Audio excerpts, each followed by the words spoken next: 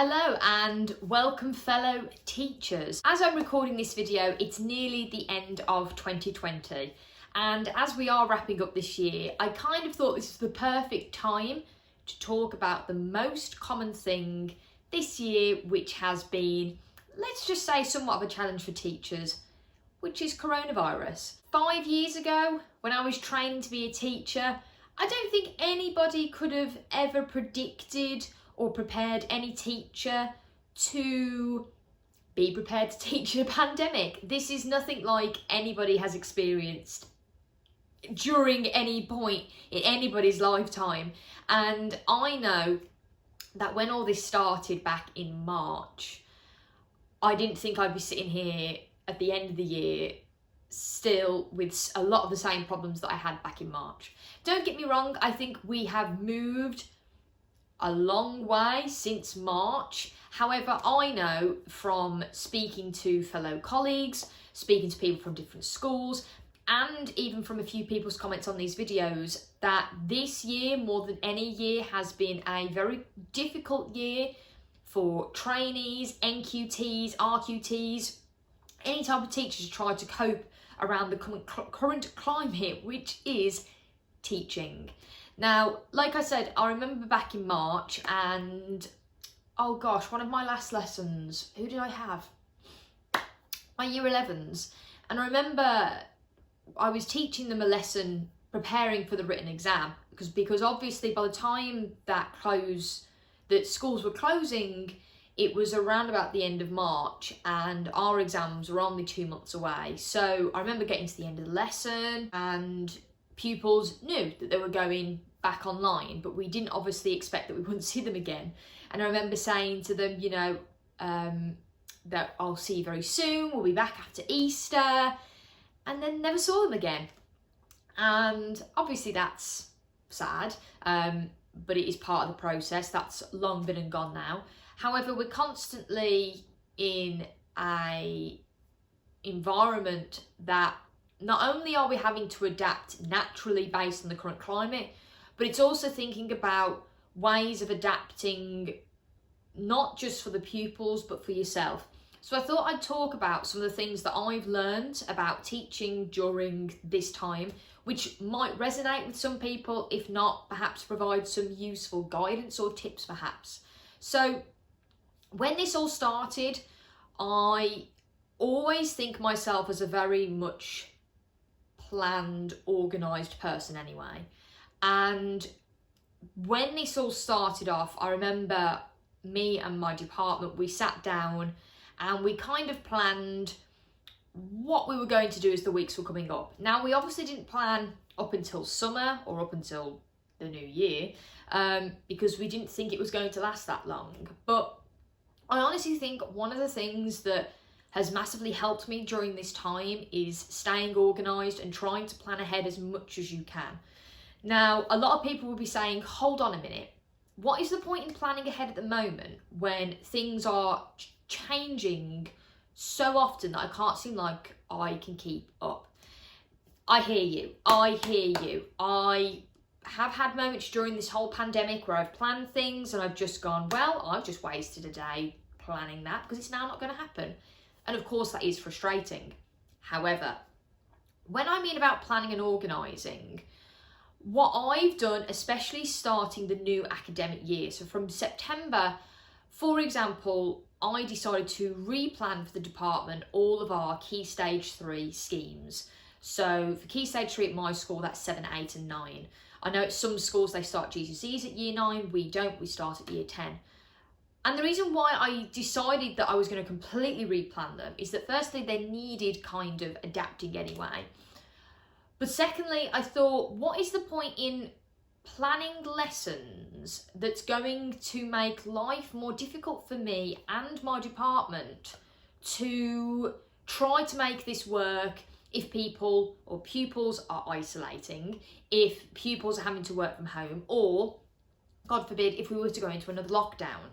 Why am I doing twice the amount of work? So when I mean planning and organising, I really thought about when I was planning lessons and the tasks linked towards that, How easily adaptable and accessible is this to do if pupils are working from home? Now, this is me saying this, and if you don't know already from my previous videos, I am a drama teacher predominantly. Practical subject, right? And, you know, this has been a challenge. However, the experience doesn't need to be any different, and that's very much what I've learned, that actually the way that we have adapted and planned lessons, it hasn't really affected the learning of the pupils. The experience is going to be somewhat different. However, the one positive thing that I would say from this is try to think of scenarios of things perhaps that you couldn't do before, that perhaps maybe now you can do. I think dwelling on the negatives of things will only, I know for myself, will only kind of make your planning more difficult and it feeling more tedious. Be creative. That's what I try to do. One of the other big things with this whole coronavirus, this pandemic, is that I've really realised about balancing my time now more than ever. I think that there's a big stereotype and not an expectation necessarily, but this kind of idea that teachers need to be working, you know, long hours into the evenings on their weekends in order to be a successful teacher. No. I think when you're training, unfortunately, when I was doing my PGCE, I was working in the evenings, but that's because everything was new to me. This is my 5th year of teaching, and what I can honestly say is that when I come home, I don't do work. It's very, very rare that I do work at home on a normal week. When it's the half term or like the Christmas holidays currently, I do utilise my time. So I do spend time planning and getting ahead. Some people do the opposite. Some people prefer to work in the weekdays. At the normal terms, they can have their holidays off. And that's, you know, completely up to you. But personally, I know because of my energy levels, and especially during this time, that I don't want to be bringing personally those fears and anxieties and worries home with me. I want to try to leave them as much as I can at the door as possible. Now, I know for lots of people watching this, your circumstances might not allow you to do that, and that's absolutely okay.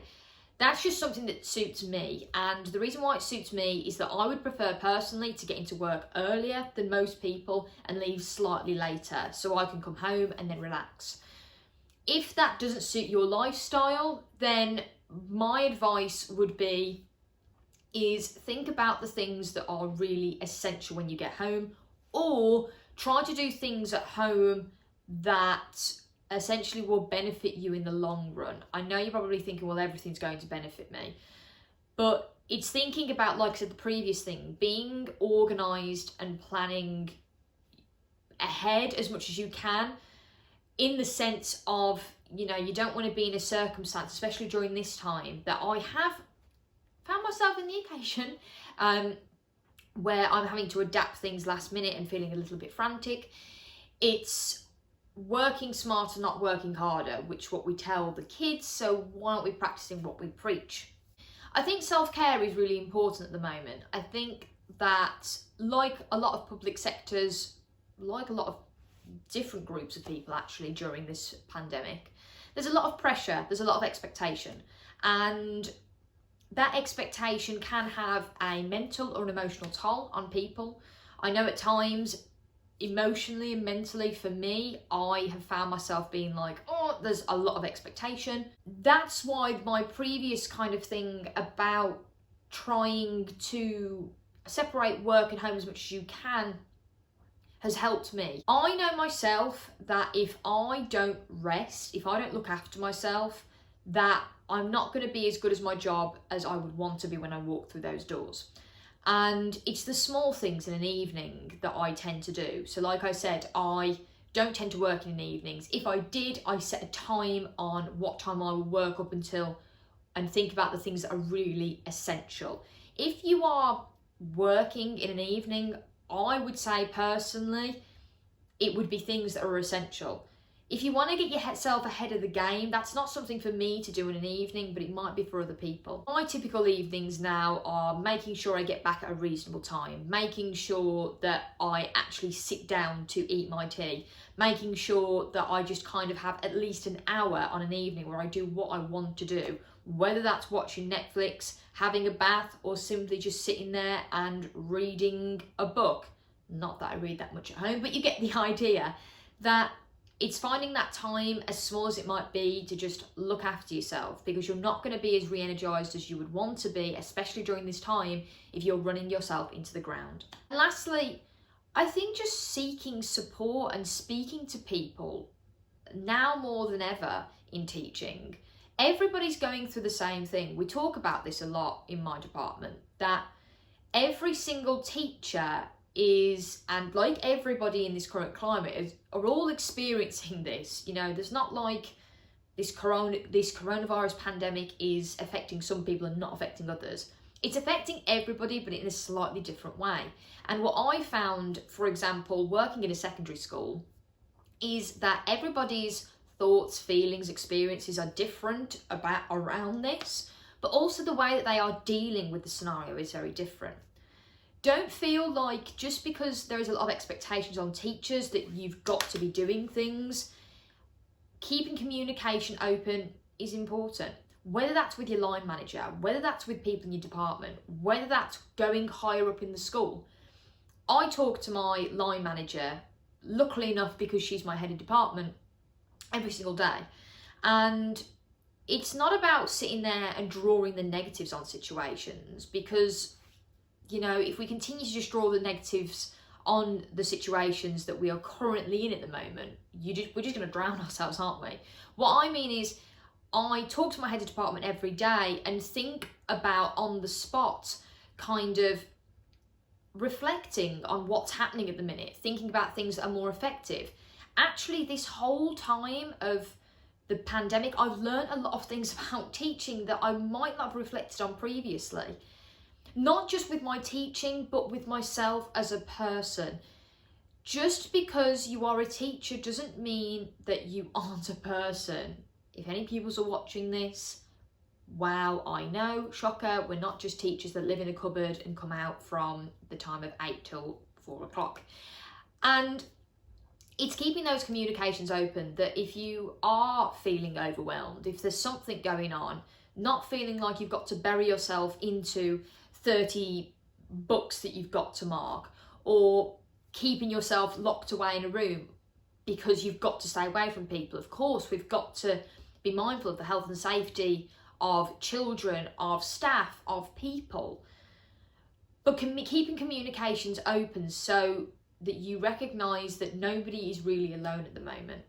And teachers, everyone, pupils, like I said, that's just thing generically at the minute, but it's keeping those communications open with people in your field, because actually they might be able to help you or provide support and guidance, even if it's just a small thing. So those are kind of my reflections on the whole situation at the moment.